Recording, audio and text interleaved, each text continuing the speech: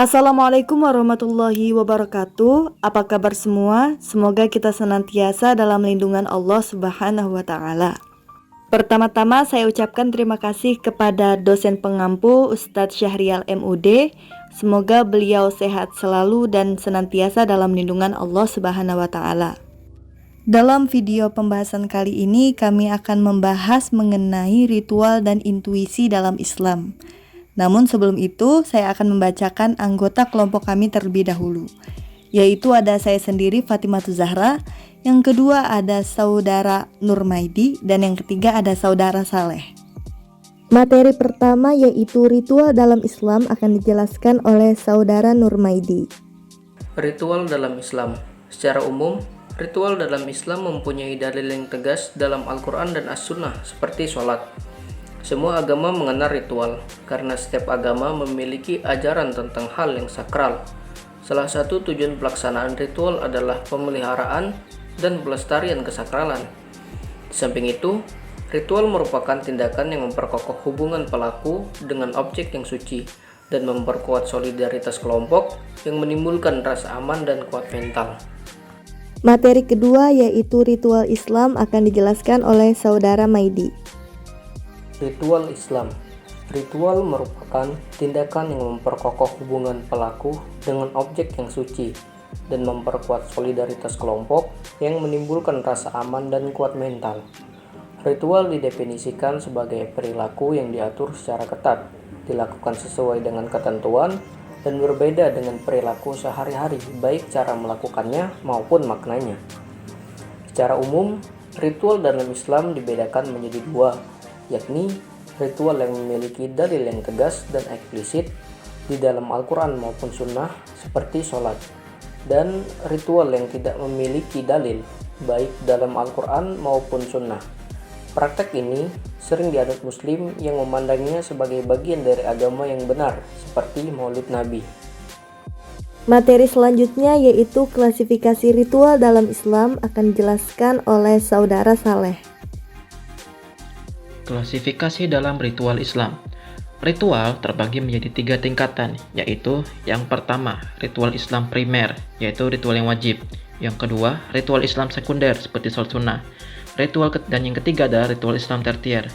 Yang pertama, ritual Islam primer, yaitu ritual yang wajib dilaksanakan oleh umat Islam seperti sholat 5 waktu yang dilakukan oleh muslim dalam kesehariannya. Hal ini disepakati ulama berdasarkan ayat Al-Quran dan hadis dari Nabi Muhammad.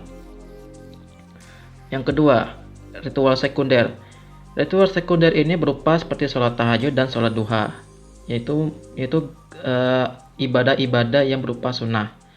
Yang ketiga, ritual Islam tertier, yaitu ritual berupa anjuran, misalnya membaca ayat kursi seperti yang dalam hadis yang diriwayatkan oleh Imam An-Nasai, yang mengatakan bahwa Nabi Muhammad bersabda, orang yang membaca ayat kursi setelah sholat wajib tidak akan menghalanginya masuk surga, berupa anjuran. Lalu dari sudut tujuan, ritual Islam dibedakan menjadi 2. Yang pertama untuk mendapatkan ridho, lalu yang kedua adalah sebagai kebahagiaan di dunia seperti sholat istisqa. Lalu asal mula dan perkembangan ritual agama. Ritual pertamanya sering bersifat sosial, kemudian menjadi ekonomi, lalu berkembang menjadi tata cara suci beragama. Lalu yang kedua, salah satu ritual yang paling kuno adalah ziarah, yaitu berkunjung ke kuburan maupun tempat-tempat yang lain. Yang ketiga, upacara penyucian pembersihan, lalu upacara inisiasi, masuk misalnya anggota suatu kelompok, acara 7 bulanan, masuk akil balik, dan lain-lain. 4. Lebih modern adalah doa, bacaan bersahutan. Bentuk lebih modern adalah doa, bacaan bersahutan. Dari sudut pandang mukallaf, ritual dibedakan menjadi 2. Ritual yang diwajibkan pada setiap orang disebut fardu ain. Ritual yang diwajibkan pada tiap individu tetapi pelaksanaannya dapat diwakili oleh orang lain, itu disebut fardu kifayah. Materi selanjutnya yaitu intuisi dalam Islam akan dijelaskan oleh saya sendiri yaitu Fatimatu Zahra. Intuisi adalah daya atau kemampuan untuk mengetahui atau memahami sesuatu tanpa dipikirkan atau dipelajari. Intuisi juga disebut sebagai bisikan hati, khotroh, atau gerak hati, idrakul qalbi. Hadrah adalah keinginan yang tiba-tiba muncul untuk melakukan atau memilih sesuatu. Dengan kata lain, bisikan hati tidak dipengaruhi oleh hal-hal yang sebelumnya dipikirkan oleh hati, dan dia merupakan hal yang muncul begitu saja dan tidak bisa tetap dalam waktu lama, yakni ia akan hilang ketika ada bisikan hati yang lain terkait hal ini. Sebagian para pendahulu berpandangan bahwa bisikan hati yang benar adalah yang keluar pertama kali. Sedangkan idrakul qalbi adalah menyingkap makna tersembunyi dengan mengikuti petunjuk Allah yang ia jelaskan melalui tanda, simbol atau sandi yang hanya dipahami oleh hati. Ini hampir mirip dengan pengertian isyarat, yakni sesuatu yang sulit diungkapkan oleh seseorang dengan bahasa lisan karena maknanya sangat lembut. Materi selanjutnya yaitu intuisi sebagai sumber pengetahuan akan dijelaskan oleh saya sendiri, Fatimatuz Zahra. Pada prinsipnya kita akan menjumpai dua cara pandang manusia terhadap ilmu pengetahuan dan bagaimana memvalidasi ilmu pengetahuan tersebut.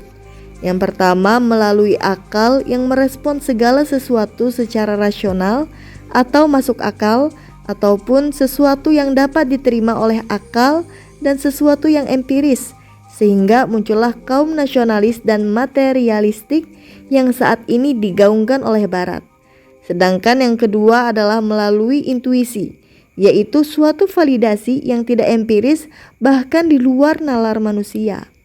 Sehingga dalam perkembangannya, Barat akan melahirkan konsep ilmu yang hanya terdapat pada manusia dan terbatas oleh hal-hal yang empiris, dikarenakan sumber ilmunya harus rasional dan bisa dibuktikan kebenarannya melalui penelitian. Lain halnya dengan Islam, yang meyakini bahwa ilmu tidak hanya yang rasional, tetapi ilmu pengetahuan dalam Islam adalah keselarasannya dengan wahyu yang diturunkan oleh Allah Subhanahu wa Ta'ala dalam Al-Quran dan hadis. Materi selanjutnya yaitu intuisi sebagai sumber ilmu pengetahuan dalam Islam akan dijelaskan oleh saya sendiri, yaitu Fatimatuz Zahra. Cara berpikir rasional harus dibarengi dengan intuisi ketika melihat suatu fenomena. Jika dalam sains modern hanya dibatasi oleh ruang lingkup yang bersifat indrawi, maka ilmu pengetahuan Islam akan menelaah pada sesuatu yang terpikirkan dan juga tidak terpikirkan. Dan arena yang tidak terpikirkan inilah Islam melihat dari segi spiritual yang tidak pernah terjamah oleh sains modern.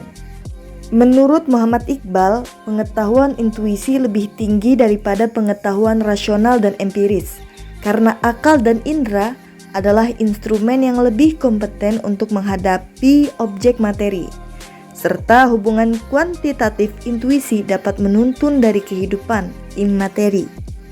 Menurut Al-Ghazali, bagaimana cara memperoleh intuisi yang benar adalah dengan membersihkan hati, karena hal ini tidak akan muncul melalui indera, tetapi langsung masuk ke dalam hati tanpa diketahui dari mana asalnya.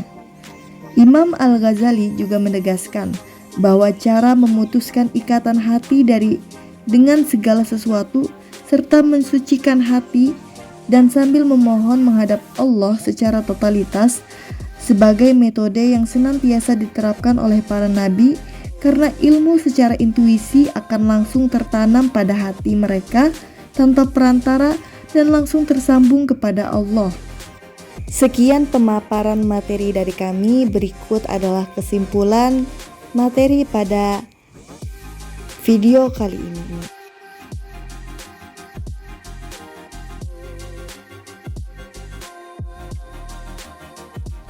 Sekian presentasi video dari kelompok 10, kurang lebihnya mohon dimaafkan. Wassalamualaikum warahmatullahi wabarakatuh.